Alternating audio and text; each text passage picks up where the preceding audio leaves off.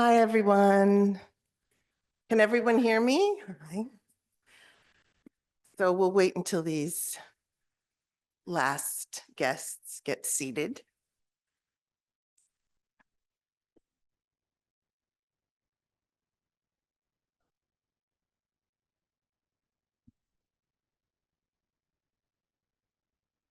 Okay, thank you, everyone, for joining us. Good morning. My name is Linda Cohen. I'm the Executive Director of the New York State Commission on National and Community Service, and I'm very pleased to welcome you to our Youth Mental Health Core Forum. For those of you who are unfamiliar with the Commission, we are the gubernatorially appointed body that administers AmeriCorps in New York State. Our mission is to improve lives, strengthen communities, and foster civic engagement through service and volunteering in our state. We do this through partnerships with nonprofits, other New York State and local government agencies, colleges and universities, and the Federal AmeriCorps Agency. If you'd like to learn more about the Commission, I invite you to visit our website. And when you visit that site, be sure to check out our statewide service plan for the years 2024 through 2026. At the bottom of your program, you'll find the website address and all of our social media handles, which you can find through the QR code that links to all of the biographies of today's panelists and speakers. Today is the culmination of a year-long planning process established to research and carefully craft a blueprint for a New York State Youth Mental Health Core. Many have helped us carry out this work, but I want to thank especially the Schultz and Pinterest Foundations. You may clap. AmeriCorps and America Forward for starting the Youth Mental Health Core Initiative, which will allow many young people across our state to offer peer-to-peer services, others to receive the benefits of speaking to those with learned experience, and all of us to make progress in fulfilling a significant initiative of our governor, Kathy Hochul, to address the loneliness epidemic and other mental health issues among the state's youth. The immediate goal of our New York State Mental Health Core, Youth Mental Health Core program, will be to allow AmeriCorps members to achieve 200 plus hours of service that will earn them the certification of Youth Peer Advocate. But our longer term goal is always in sight, to use service as a strategy to address community problems and needs, including the mental health challenges facing our youth. We are very pleased that you have joined us in that effort, and we are looking forward to hearing your thoughts and reactions to what we have planned. Before we begin, I want to thank City University of New York for hosting us today. Hetty Blackwell of the Commission staff, who many of you know through our registration process for this forum, is available to assist you with any logistical needs or questions you have. There will be more thanks offered as we conclude, but for now, I want to recognize Michael Stevens and Anthony Swingruber of the Commission staff who have led this initiative throughout this planning period and have organized this forum today. I'm very happy now to introduce Beth Taylor, the Commission's Director of Programs, who will moderate our first panel discussion. Thank you.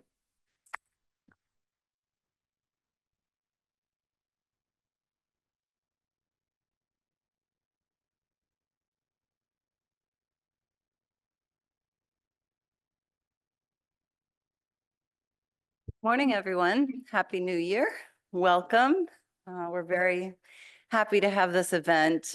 We've put a lot of work into getting to this point and looking forward to what comes ahead. So I'm Beth Taylor. I'm the Director of Programs with the Commission. I've been working in the AmeriCorps realm for a very long time. So, and I'm excited about this new project. I think it gives us a unique opportunity to dive into a place that we as Commission staff don't really get into that much, and allows us to work with the Office of Mental Health and other partners. We've learned a lot. And so we're very excited about what lays ahead. So I am happy to introduce our two panelists for this first session this morning. Fiona Young is here with us from the Schultz Family Foundation. Fiona is a program officer at the foundation and oversees their national service portfolio with a focus on making national service a pathway of opportunity for all young people. She brings extensive experience across the K through 12, higher education, youth development, and philanthropy. Prior to joining the foundation, she was vice president at EdBridge Partners, an education management consulting company, working with leaders in K through 12 and higher education to pilot innovations that bridge the gaps between educational systems and workforce needs, especially for young people from historically marginalized communities. She has also held roles at Get Schooled, the College Board's Advocacy and Policy Center, the Network for Teaching Entrepreneurship, and the Blaustein Philanthropic Group, focusing on initiatives that empower young people and expand college and career access. So this is Fiona. And then Tara Wallen is with AmeriCorps. Tara is the P12 Education Advisor at AmeriCorps. In this role, she provides ongoing support to existing AmeriCorps programs and develops external partnerships with philanthropic, private, and federal partners to harness the power of national service programs to provide additional learning and enrichment opportunities and wraparound services for all students and to address in and out of school workforce challenges. She manages AmeriCorps' engagement in key public-private partnerships, including the Youth Mental Health Corps. So if you could welcome our two panelists.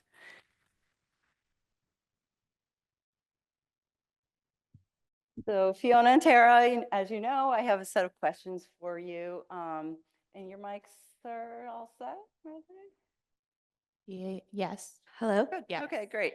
Okay. So Tara, could you provide us just a brief overview of AmeriCorps? Sure. Happy to do that. Hi, everyone. Excited to be here today, even if it is frigid in New York. But first, just before I start, can anybody, if you're an AmeriCorps member or an AmeriCorps alum, can you raise your hand? Thank you for your service. So you all know what AmeriCorps is, but just some larger context as we get started for the day. AmeriCorps is the federal agency for service and volunteerism.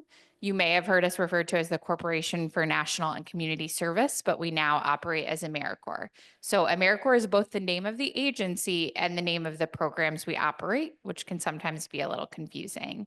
But the federal agency has existed. We're in our 31st year, but several of our programs predate those 31 years and started as early as the 1950s and 60s.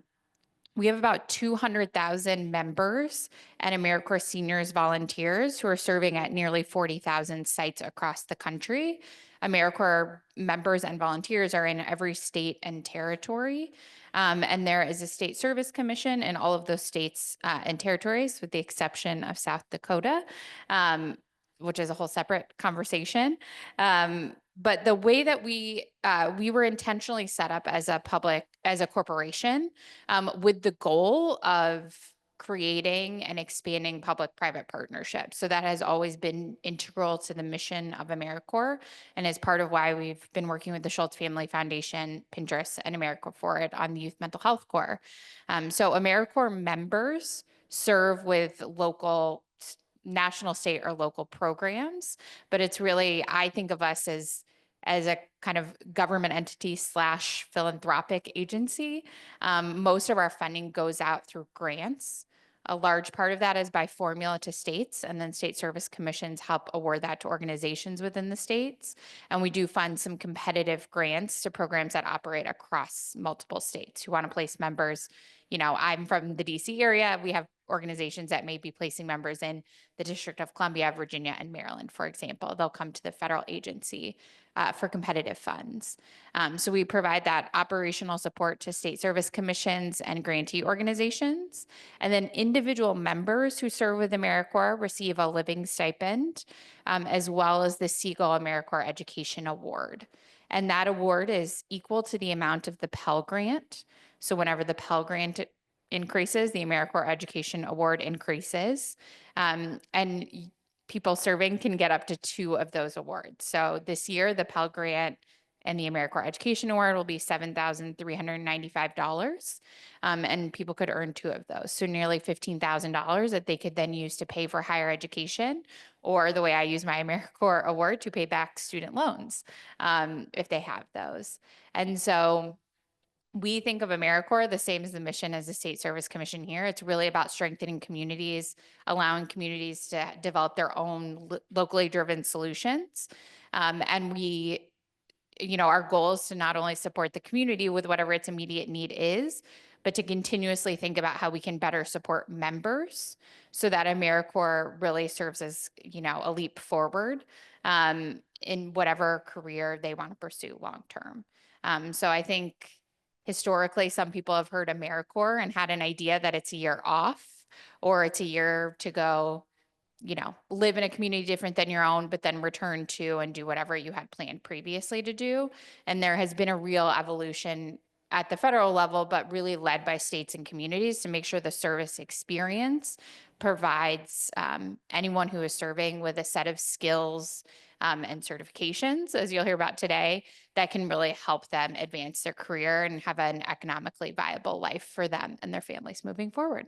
So I'll stop there. Perfect. Thank you so much, Tara. So Fiona, can you tell us about how Schultz, the Family Foundation, came to working in the AmeriCorps space? Sure. Hi, everyone. The Schultz Family Foundation has always been a huge proponent of national service. Our co-founder, Howard Schultz, has always been a huge champion of national service and AmeriCorps. And when the COVID-19 pandemic hit, the foundation really, was at a crossroads as to how to go and support the Washington state communities. The Schultz Family Foundation is based in Seattle, Washington. And it became very imperative to the foundation as to how it could go and support the work that was happening within Washington state, and also how to go and provide opportunities for young people who were unemployed or underemployed due to the pandemic. And one of the issues that really came up to the forefront for the foundation was food insecurity in Washington state. And so through a partnership with AmeriCorps and also the Washington State Service Commission, the foundation supported the development of a Washington COVID Response Corps, where young people served as AmeriCorps members and delivered food, worked in food banks, helped to distribute groceries and school meals to communities all over the state. And through this work that we did to both address the community need in Washington state during this time, and also in really thinking about the young people who were serving and how we could go and help to provide AmeriCorps, or how to we could go and support AmeriCorps as a launching pad for young people, especially with young people that were weren't in a job or weren't in education. We really started to think about what the value proposition of what was for young people who might be interested in serving or might not have heard about AmeriCorps before.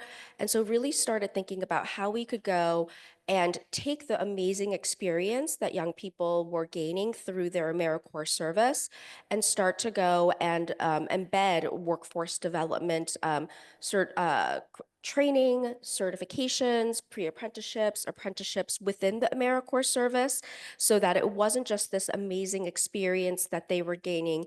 It wasn't just the skills that they were gaining through their service, but it was also about how you could go and align that with different career paths and different degree pathways, and really look at this as a way in which more young people could see themselves as an AmeriCorps member, and also be able during their service to be able to see what the opportunities were for them after their service as well, especially if they didn't already have that mapped out.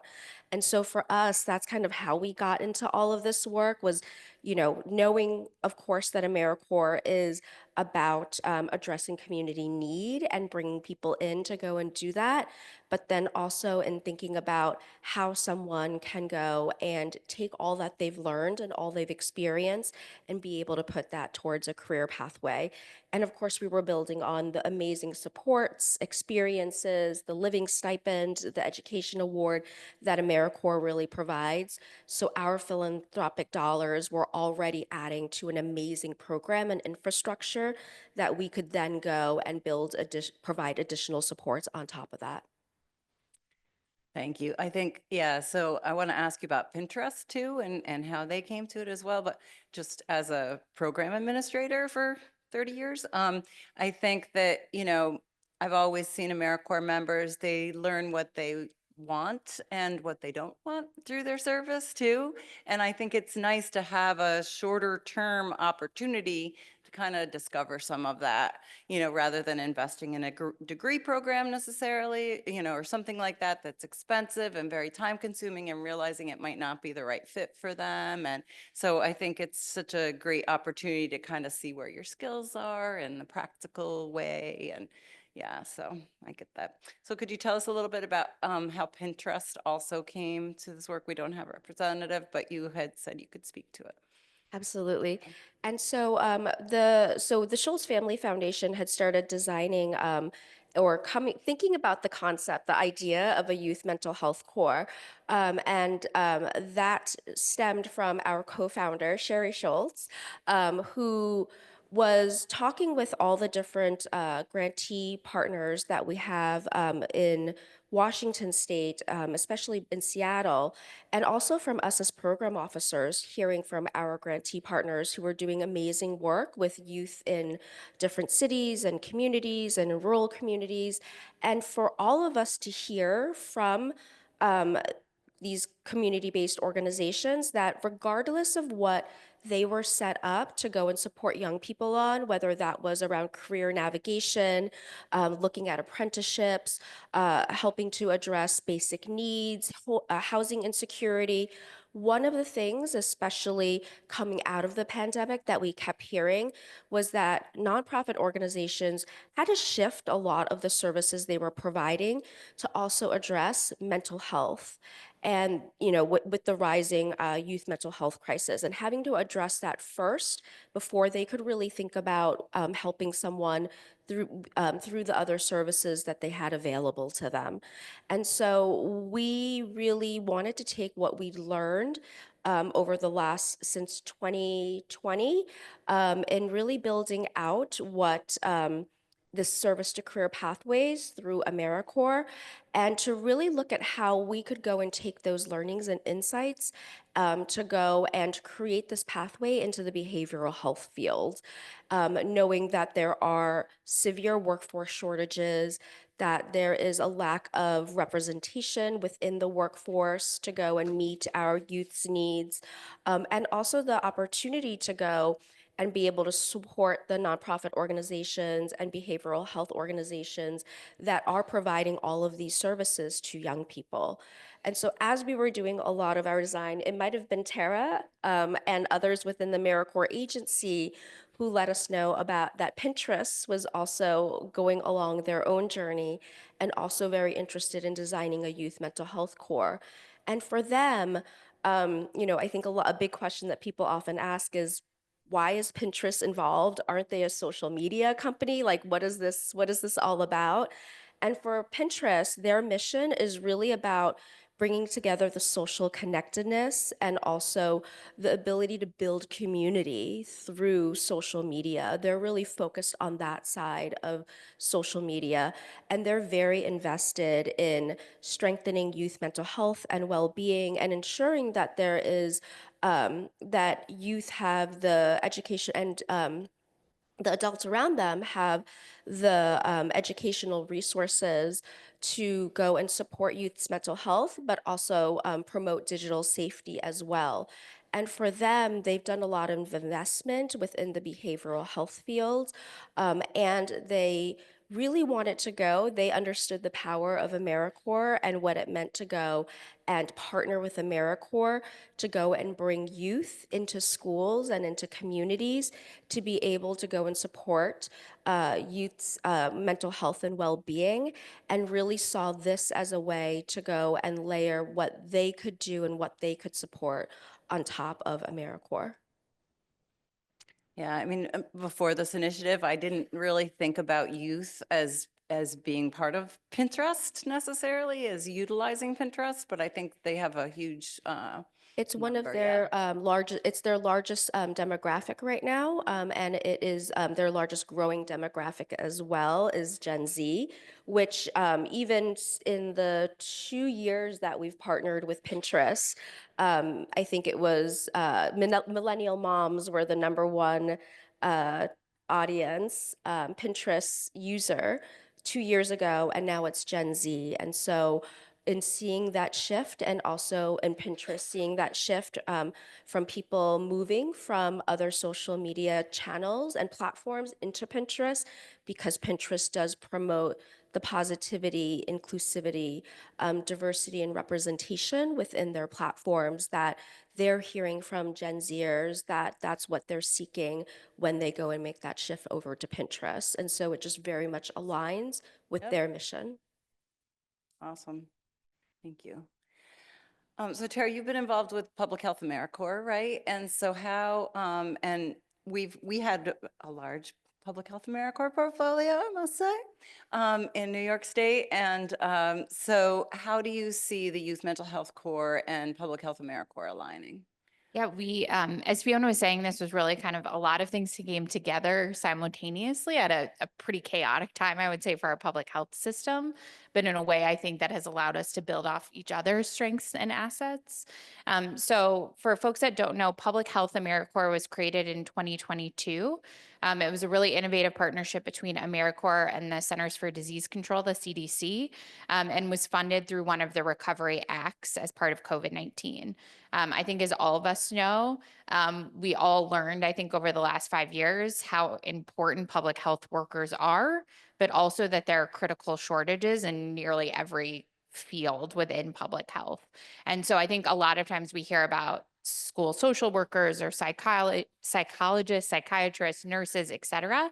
But I think one of the things the pandemic exposed is kind of the broad range of roles that exist in the public health field, and how many people you need to fulfill those roles that are not all doctorate level or master's level or even college degree level. And so the Public Health AmeriCorps, which was the partnership with CDC, was really launched with our triple bottom line, we often say, in mind, which is supporting communities, supporting the nonprofit organizations that host members, and then supporting the members themselves. So the explicit goal was, how do we advance equitable health outcomes in communities? How do we create pathways to good paying public health jobs that have longevity in them? And how do we help rebuild and address some of those gaps in the public health workforce? And so since 2022, I double checked this morning, we currently have had over 6,000 members serve through Public Health AmeriCorps. They're in every state and territory that AmeriCorps funds grantees in. More than 120 organizations have hosted those members. And they're younger and more diverse than what we see in some programs, but also than what we see in the public health space.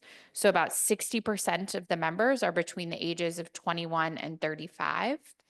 Another chunk are above the age of 45. And so we've seen this interesting combination of folks who are exploring careers in public health, and then a number of career changers who during the pandemic decided they wanted to pursue some kind of career in public health and used AmeriCorps as a way to get that hands-on experience. I think the other thing we saw that was really valuable was that more than half of those serving did not have a college degree. So they were looking for, entryways into the public health workforce that they might not have been able to get through other places that required some kind of educational background that they might not yet have had or had the ability to commit to at that point in time.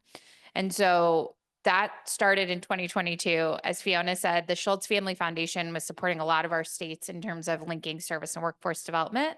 So they started talking about this.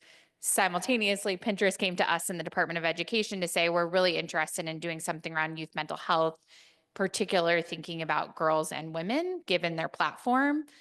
I think similar to you, Beth, I was like, well, do young people think about redoing their bathroom or, one sheet meals, or like I kind of had my idea of what Pinterest looked like. And I think what we have both learned is that there are hundreds of millions of users and many of them are young women. And so Pinterest said, we want to do something proactive.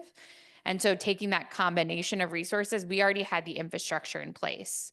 So frankly, within about 9 months, like Schultz and Pinterest had started moving money out to states, and we already had AmeriCorps programs that were ready to start hosting members. And so, particularly, I will say in government terms, this moved really quickly because we leaned on the combination of resources and strengths that we had, and continue to do that. And thinking about some of the lessons we've learned through Public Health AmeriCorps, where everyone had foundational public health training that was common to all members, but they weren't necessarily directly linked to a certification or some kind of advanced credential. And so I think thinking more about that, like how do we make those linkages really explicit to make sure that our members are coming out of their experience and ready to go into whatever their next career is. Yeah, all of that. Yeah, that's great.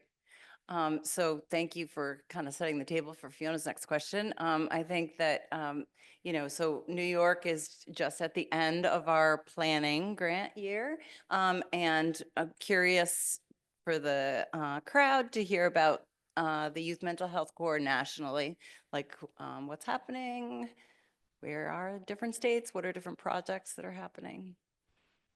Yeah, and as Tara was saying, if it wasn't for the AmeriCorps infrastructure already being there and having great thought partners at AmeriCorps, there's no way that we would have been able to go and build a youth mental health corps and have it up and off the ground in, we were just talking about it earlier this morning. I think it was 6 months between, or yeah, 6 or 7 months between having this idea, talking with hundreds of experts in the mental health field to see whether or not there was a way we could go and build certifications that would help launch a young person into a sustainable career in the behavioral health field, to actually doing a request for proposals to states to go and apply for grants to launch their youth mental health corps in fall, this past fall, or to launch it in this upcoming fall.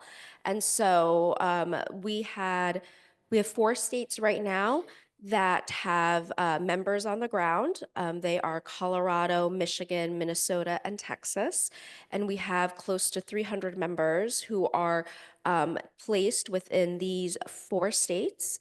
It's 300 members serving at 165 different service locations and working with youth who are between the ages of 13 to 24 years old for one of our certification pathways where a young person, a youth mental health corps member, can earn a certification as a peer support or peer recovery specialist. That age goes up to 29 years old for the ones that they're serving.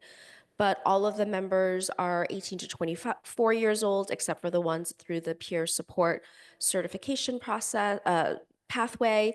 And then we have members that are serving in nonprofit organizations, in schools, health clinics, youth serving organizations. It's a very wide variety of where these of where these members are serving, and also how they're working with the youth as well.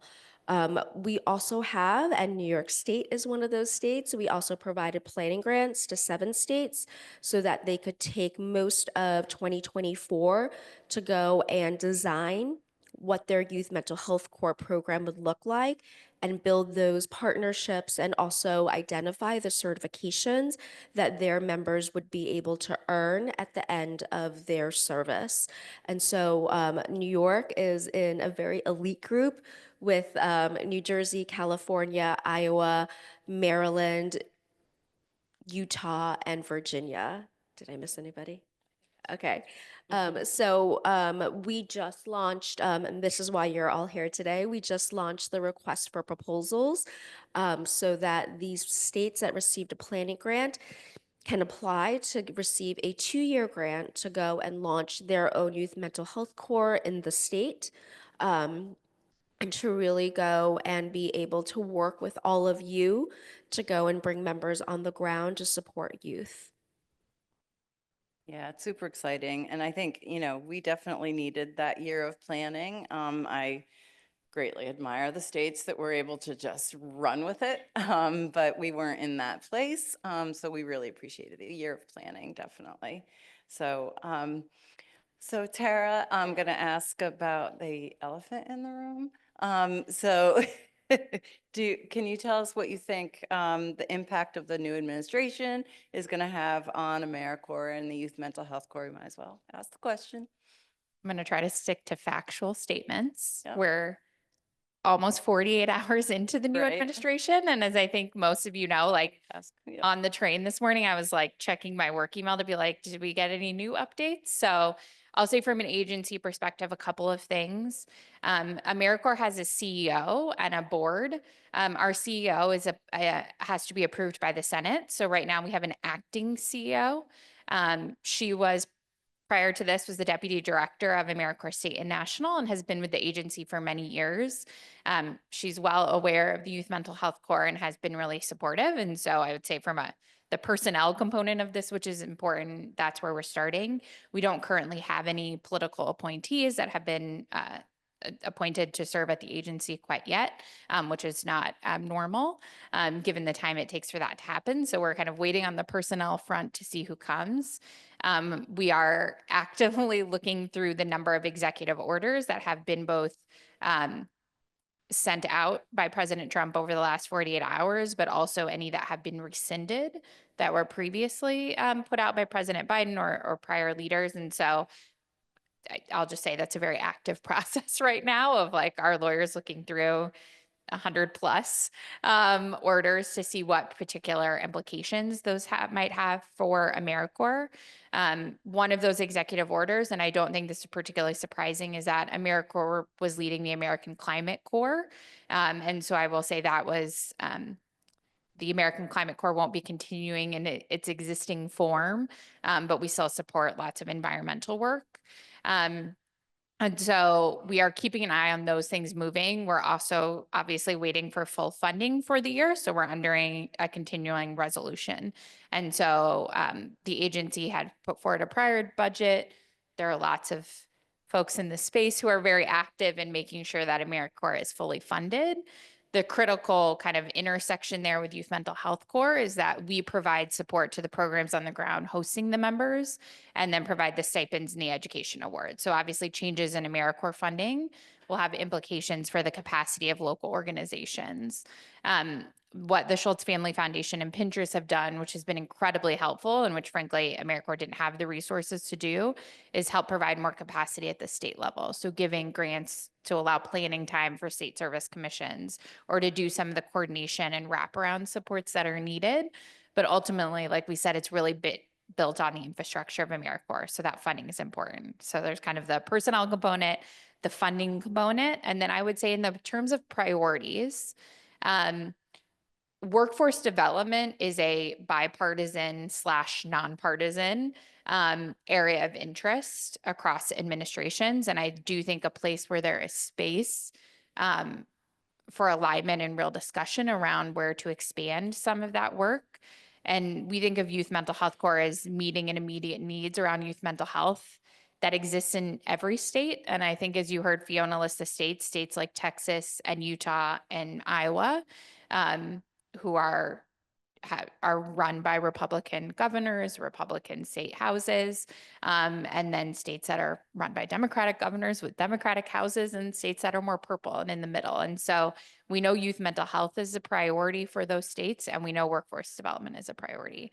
So I think for staff who have been working on this, we're really optimistic that this work will continue or expand under the new administration. But we haven't received any specific instruction yet, or at least as of 90 minutes ago when I looked at my email. I'll second your optimism. I think, yeah. Thank you, yeah. It's interesting times and we'll see how it all unfolds. I mean, I've been around for many changes in administration at the federal level, at the state level, and there's a different spin on the program for each administration, but the basic experience of AmeriCorps members has maintained throughout, I would say. And, we'll just have to see, yeah, what's next. So thank you so much. Fiona, what do you think the impact of youth mental health core will be on the youth mental health crisis in our country and in New York State? So I think that, this is something kind of building a little bit on what Tara said, that we've seen this to be a very bipartisan / nonpartisan issue. We've, from all the states that we've been working with over the past year, all 11 states, every single state that we've worked with have said how their state leaders and partner agencies have all been so enthusiastic about the youth mental health core, because every single state that we've worked with, and we've been talking with additional states as well that are interested in joining the youth mental health core this year, the youth mental health and the youth mental health crisis has made it such a priority for state administrations to really go and look at how they can go and help to support and address the challenges. And also workforce development has been such an issue as well. And so through the youth mental health core, we're really looking to put thousands of young adults as youth mental health core members in schools, clinics, community-based organizations to really serve as some of the frontline sort of needs assessments, to go and serve as near peer support to these young people, not to go and provide clinical supports and interventions, but really to go and provide a lot of that near peer support, culturally relevant information and education, and really to go and help to do a lot of the initial assessments to help to see whether a young person needs more intense interventions that maybe a school social worker can go and then be able to provide these interventions, or if this is something where a youth mental health core member can do a lot of the one-to-one or small group work with students and youth. And so our hope is to be able to go and through the Youth Mental Health Core, be able to really increase the capacity of these organizations, these nonprofit organizations and schools that are already doing a lot of this work and supporting a young person's mental health and wellness. And also to go, because we're looking at recruiting young people that are from the communities that are being served, also to go and not just build out that talent pipeline into the behavioral health field, but also to go and have an accessible way to go and build out a very diverse talent pipeline into the behavioral health field, and have this as a way, as a first step for young people to get into the behavioral health field and really gain that experience. Yeah, I mean, I feel like, I just love that this project is kind of formalizing and recognizing what AmeriCorps members often do, right? And to make it, more part of a career path.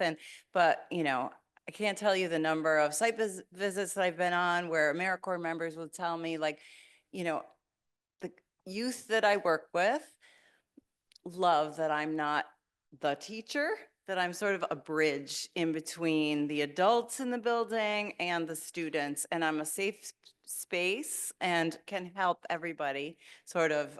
So, I mean, I think that that's a huge part of AmeriCorps service, I think, is to be that bridge for young people. Okay, so I have one last question, and then I'm going to open it up to the crowd if they have questions. And I just want to say also that Fiona and Tara are going to be with us all day. So if you have questions like during lunch that you want to ask them individually, they'll be here this afternoon when we open it up to questions as well. So so all of you know.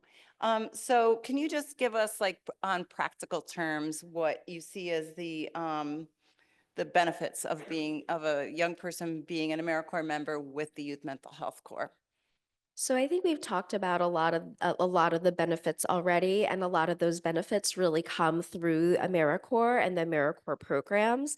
But there are also additional supports that the Youth Mental Health Corps initiative is providing through funding from the Schultz Family Foundation, Pinterest, and also other philanthropic funders as well. One of the things that we really wanted to be able to do was to go and build out models of what it could look like to go and provide both the member community. Really, I mean, we're talking about a multi-state, multi-site initiative. And so we wanted an opportunity for members to be able to connect with each other and to go and gain that peer-to-peer support and networks with each other. And so we've been working with an organization, Peer Health Exchange, to go and build out a virtual member community, and also optional professional development, both to support member service as well as to support their career exploration. And so this is a way to go and virtually bring members together monthly so that they can connect with each other. At the same time, we also know that every individual has very different needs in terms of how they're thinking about their career and also how they're developing their career path. And so we've also provided one-on-one career coaching that will be starting at the end of February or the second half of February, that will allow members to go and connect with their own career coach to be able to talk about what their career aspirations are, their questions, where they are feeling insecure about things, where they feel their strengths are, so that they have their own personal career coach that they can work with, and they can connect with them by email, by Zoom, by phone, by text, to be able to go and get that one-on-one support to think through their career pathway and also to assess what they need to do next. And I think one other thing I would just add is I know Schultz and Pinterest have thought a lot about mental health supports for the young people serving, given the conversations they might be having with near peers, right? And so how are they looking after their own mental health? And AmeriCorps has done some of that primarily through state service commissions or America's Service Commissions, making sure that those serving have access to their own mental health. But I think Schultz and Pinterest have really put a lot of time into thinking about how do they use some of their resources for that too. Just thinking about, particularly as we think about recruiting young people from the community or people with similar lived experiences, whether it be mental health or substance use. I think it's really important to think about making sure you set up the service experience for those serving so they can be successful, right? It's not just focus on the community members they're serving. And also one additional thing as well is knowing that we're also looking at recruiting members from within the communities themselves. We also didn't want to have any financial emergencies be a barrier for members who are already serving, but then need to go and stop out because of, a financial emergency or a family emergency. And so we're also offering a member assistance fund so that members are able to go and take care of some of these financial emergencies so that they can continue in their service. You speak my language. I think the commission just set up a member emergency fund as well. So yeah, I think it's wonderful. Yeah. So does anyone have questions? There are a couple of microphones if you have questions now, or sorry if I took up most of the time.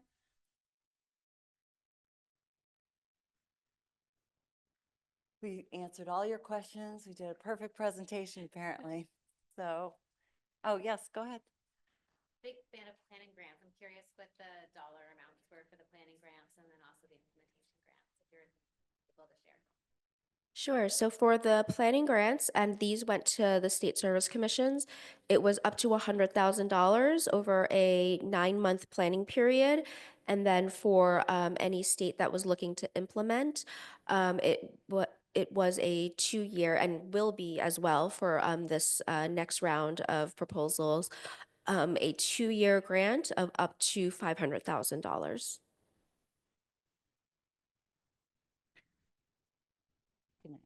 Talk about our planning grants later too.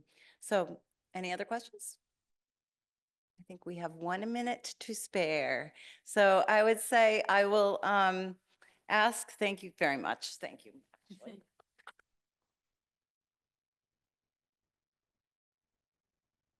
So I would suggest maybe everybody stand up for a second and stretch a little bit. And I'm going to invite Melanie Hecker and Olivia Knox from the New York State Office of Mental Health to come up and give us a presentation as our next presenters. Thank you both so much.